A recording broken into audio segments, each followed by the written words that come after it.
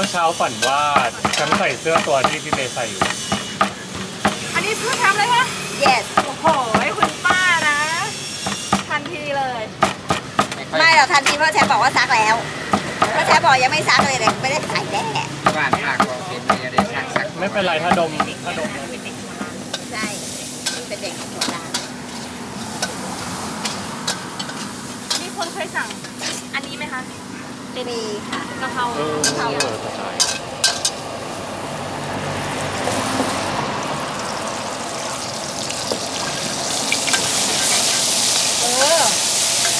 buongiornoที่เดต้องพูดว่า buonasera ปวดจ้อยเนี่ย buonasera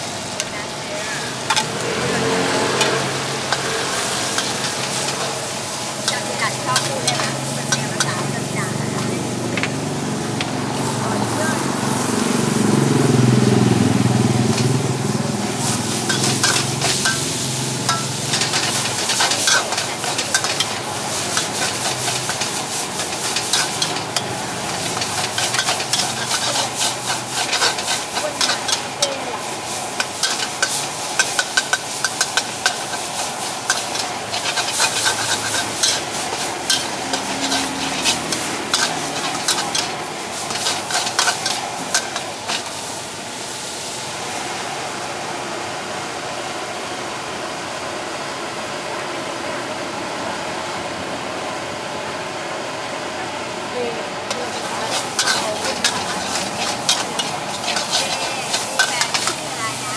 ฮะ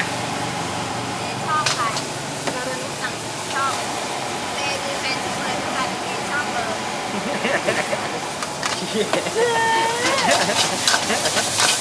ก็ไหวนะคะเรื่องนี้น่ะ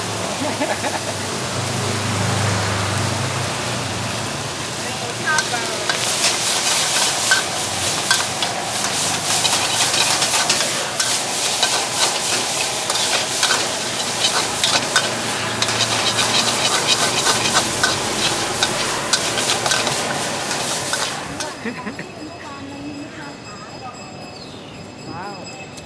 พริกตัวนี้มันตำแบบนี้สวยมันออกมาจะส